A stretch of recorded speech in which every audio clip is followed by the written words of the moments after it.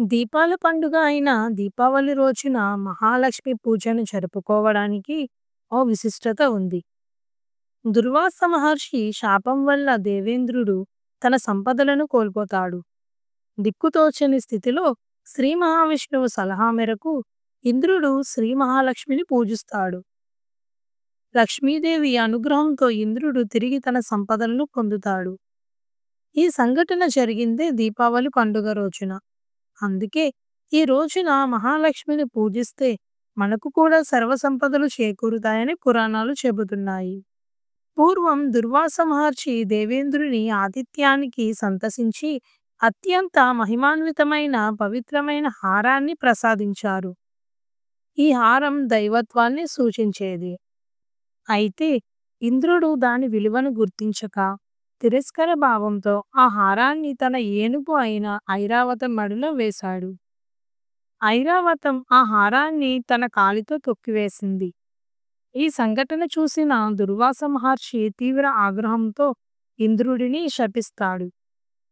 ఆ శాపం ఫలితంగా దేవేంద్రుడు తన రాజ్యాన్ని సర్వ సంపదలను కోల్పోయి అష్టకష్టాలు పడతాడు. దిక్కుతోచక శ్రీహరిని ప్రార్థిస్తాడు. ఇంద్రుని దీనస్థితిని చూసిన శ్రీ మహావిష్ణువు అతడికి ఒక ఉపాయం చెబుతాడు. ఒక మట్టి పాత్రలో జ్యోతిని వెలిగించి దానిని శ్రీ మహాలక్ష్మి స్వరూపంగా భావించి పూజించమని సూచిస్తాడు. ఇంద్రుడు ఆ విధంగానే చేస్తాడు. ఇంద్రుడి అపార భక్తికి లక్ష్మీదేవి తృప్తి చెంది అనుగ్రహిస్తుంది. లక్ష్మీదేవి దయతో ఇంద్రుడు తిరిగి తన కోల్పోయిన త్రిలోకాధిపత్యాన్ని మరియు సర్వ సంపదలను పొందుతాడు. అనంతరం శ్రీ మహావిష్ణువు చెంతనే ఉండే లక్ష్మీదేవిని ఇంద్రుడు ఒక సందేహం అడుగుతాడు. తల్లి, నీవు కేవలం శ్రీహరి వద్దనే ఉండటం న్యాయమా? ఈ భక్తులను కరుణించవా అని అడుగుతాడు. దీనికి సమాధానంగా మహాలక్ష్మి తన అద్భుతమైన వాక్కును వినిపిస్తుంది. త్రిలోకాధిపతి, నన్ను త్రికరణ శుద్ధిగా ఆరాధించే భక్తులకు, మోక్షం కోరే వారికి మోక్షలక్ష్మి రూపంగా, విజయాన్ని కోరే వారికి విజయలక్ష్మిగా, విద్యార్థులు ఆరాధిస్తే విద్యాలక్ష్మిగా, ఐశ్వర్యాన్ని కోరే వారికి ధనలక్ష్మిగా, సమస్త కోరికలు నెరవేర్చడానికి వరలక్ష్మీదేవిగా, వారి వారి కోరికలను అనుగుణంగా నేను వివిధ రూపాలలో ప్రసన్నురాలవుతాను అని పలికింది.